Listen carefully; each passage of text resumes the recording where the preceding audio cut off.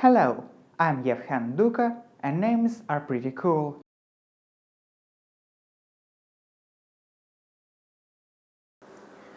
One of the best things about names, though, is how we can see the progression of history through them. And this is in this exact context in which I'm going to talk about Ivana Kupala. Ivana Kupala is a Ukrainian national holiday celebrating the night of the summer solstice. Its non-Ukrainian counterparts are Midsummer in Norway, Night of the Kupala in Poland, and Ivan Vidmatsky or Kupala in Belarus. Now, you might have noticed some similarities between them, so why don't we dig in a tad deeper? Kupala's name is first mentioned back in Hypatian's Chronicle in 1262, and while for quite some time it was believed to be a name of some old forgotten pagan god, it turned out to be just a mistake by the members of the clergy who misread the title Kupala's Games. A clerical error, if you will. Well, that didn't really tell us anything, so how about we go back in time a little bit further and truly learn where the name Ivana Kupala originates. The traditions of Ivana Kupala started as a belief that the night of the summer solstice was cursed, as it was when all the mystical aspects of nature were at its highest. This meant that all the mythical creatures of the night became active during that time, and so, in order to drive them away, Athenians started dressing in party outfits, sing songs, and dances. This, coupled with the widespread pantheon of pre-Christianized Rus, also meant that it evolved to being a celebration of those aforementioned gods, Dashboh, Svorih, and Yarilo. And the main theme of Kupala became the conjoining of the opposites, like life and death, or fire and water, as well as the act of cleansing your soul with them. This gives us the first answer in this anthropolingual adventure of ours, namely the Kupala part of Ivana Kupala. As you see, Kupanya was a conjoined name given to the rituals performed at the night of the summer solstice, which leads us to the second part of this Ivana Kupala presentation, it being... Now, let's set the scene. At the both metaphorical and physical center of the celebration, there stands a huge bonfire with a wheel on a stick in the middle of it as a symbol of Yarilo, the sun.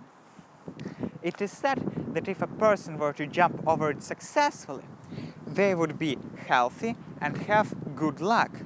And if a couple were to do so, their marriage would be eternally happy. In addition to that, people would often toss their sick, bedridden relatives' shards in order to cleanse them of diseases and evil.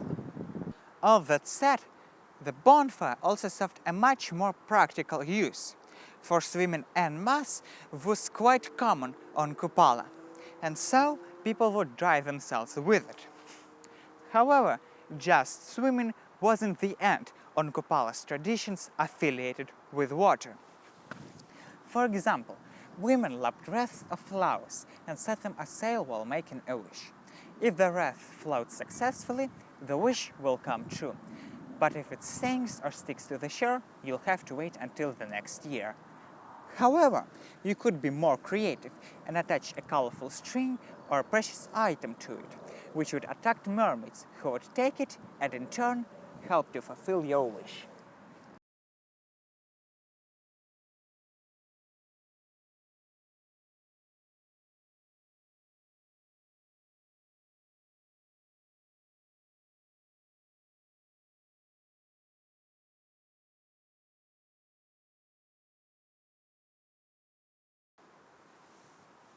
As for the most famous tradition, a person would venture into the woods in hopes of finding a mythical flower of fern, which was blessed by Perun's fire and would only bloom for a moment on the shortest night of the year, the night which just so happened to be summer solstice. If a person were to obtain it, they would be able to speak with animals, birds and trees, forever have a good fortune, and maybe even find some forgotten treasure only they can see.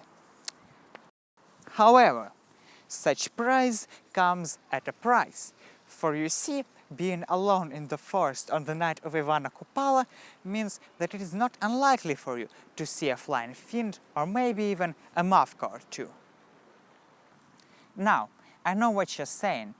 That's cool and all, Zhenya, but that still doesn't explain where the Ivana part in Ivana Kupala came from. Also, red hair. And to that I say, thanks. As for the second part, I feel we'll have to refer to this little underground thing called... You see, when in 980 Duke Vladimir the Great decided to baptize the Kievan Rus, it was met with not so great reactions. So, in order to combat that, the newly formed church decided to do two things.